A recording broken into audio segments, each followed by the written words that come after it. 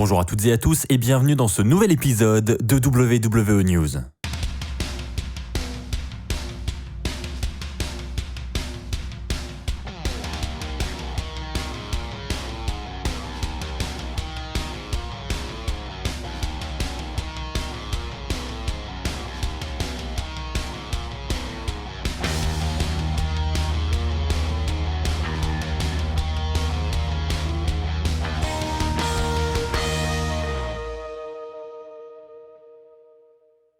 Bonjour à toutes et à tous, c'est Axel de la chaîne YouTube WWE Fan France. J'espère que vous allez tous très bien. On se retrouve pour un nouvel épisode de WWE News.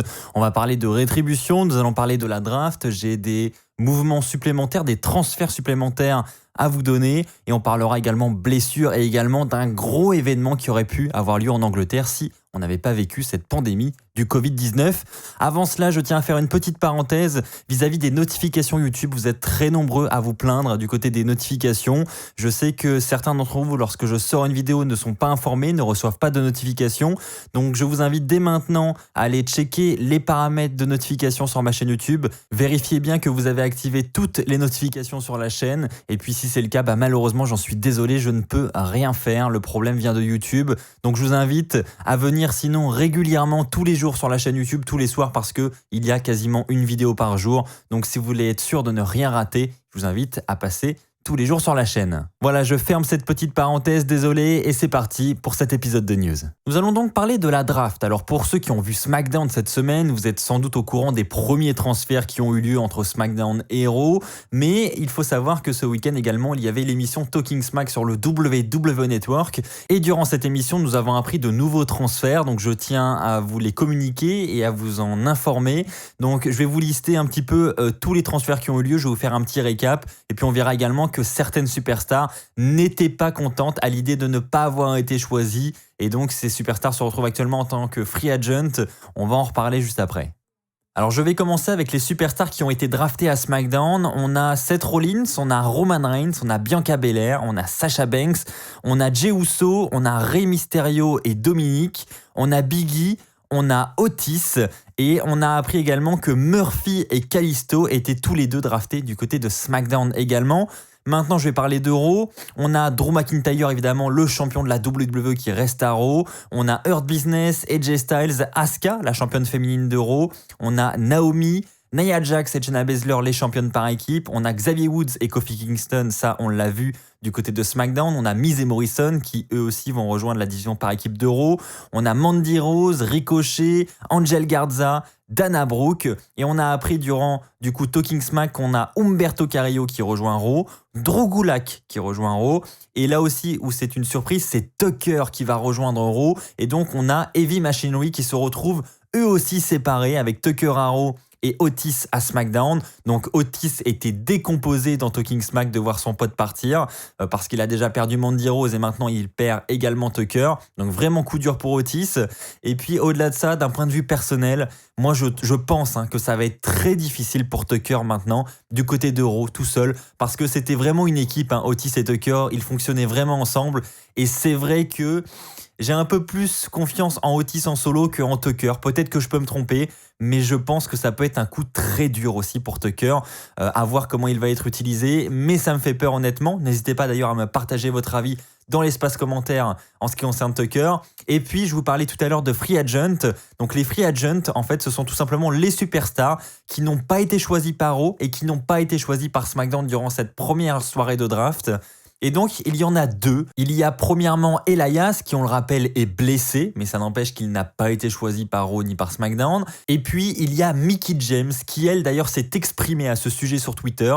Elle a un petit peu râlé, elle a dit que notamment, elle avait plus de titres et une meilleure carrière que Humberto, Drew Gulak, Tucker, Murphy, Kalisto combinés. Voilà, donc elle dit clairement que elle ne comprend pas qu'elle n'ait pas été choisie. Et on voit que ça l'a peut-être un petit peu énervée. Elle se sent peut-être un petit peu mise de côté. Du coup, elle n'a pas hésité à s'exprimer sur Twitter. Donc, Mickie James et Elias sont donc free agent. Et donc, on avait appris ça lors des règles de la draft. Quand nous sommes free agent, nous avons la liberté de choisir notre propre roster. Donc, Mickie James pourra choisir soit d'aller à Raw, soit d'aller à SmackDown. comme elle le souhaite. Voilà, je vous ai résumé au maximum cette première soirée de draft, mais je vous rappelle que la draft n'est pas terminée. Il y a également la draft de ce lundi à Raw où il y aura toutes les autres superstars qui n'étaient pas éligibles lors de SmackDown. Toutes les autres superstars seront éligibles ce soir-là, donc restez branchés. Je vous en tiendrai évidemment informé, notamment dans la review de Raw, mais également probablement dans une autre vidéo WWE News. Allez les amis, on va continuer avec une information qui va concerner Rétribution. On voit que la WWE très clairement ne sait pas où elle va avec ce clan de Rétribution, puisque Rétribution est tout simplement en train de perdre certains de ses membres. Non, ce n'est pas une blague, c'est le PW Insider qui nous rapporte cette information. On vient d'apprendre que Mercedes Martinez, qui était de base dans le clan de Rétribution, n'en ferait officiellement plus partie. La WWE aurait pris la décision de retirer Mercedes Martinez de ce clan, sans raison, voilà, on n'a pas d'explications qui sont données. Mais en attendant, on a un membre et pas n'importe quel membre en moins. Je trouve ça assez inquiétant, personnellement. C'est pour ça que je tenais à en parler dans cette news, de voir que la WWE lance des clans avec des personnages, etc. Et comme ça, 2 semaines après, on retire un membre comme ça, sans raison. Je trouve ça fou quand même. Imaginez il y a quelques années si on avait eu les débuts de la Nexus avec Wade Barrett et que quelques semaines après on retire Wade Barrett comme ça sans raison. Je trouve ça vraiment bizarre. C'est difficile à expliquer et ça prouve, je pense, que la WWE ne sait pas où elle va avec ce clan. Nous allons maintenant revenir sur Mickie James, puisque j'ai une information la concernant. On va parler blessure, malheureusement pour elle. Vous le savez, on avait déjà eu un affrontement entre elle et Asuka il y a plusieurs semaines, où on avait trouvé la fin de match assez bizarre, et suite à cette fin de match, il y avait des rumeurs de blessure. Et il s'avère que Mickie James s'était expliqué sur les réseaux, il n'y avait en aucun cas une blessure, c'était simplement un accident dans le match. Vraiment, rien de grave, aucune blessure, mais là, cette fois-ci, Mickie James a officialisé qu'elle était blessée. Vous l'aurez peut-être remarqué lorsqu'elle a affronté Zelina Vega ces dernières semaines. Mickie James se serait cassé le nez, donc heureusement pour elle, rien de grave. Ça devrait tout de même l'éloigner des rings pendant plusieurs semaines. Donc on n'a pas la durée de cette absence, mais en attendant, Mickie James doit se reposer, doit se remettre tranquillement de cette blessure, mais pas d'opération, pas de chirurgie nécessaire. Donc heureusement pour elle, ça va prendre très peu de temps et elle devrait être de retour très bientôt. Et on lui souhaite évidemment un bon rétablissement. Et pour terminer cet épisode de WWE News, nous allons parler d'une information très intéressante, je trouve.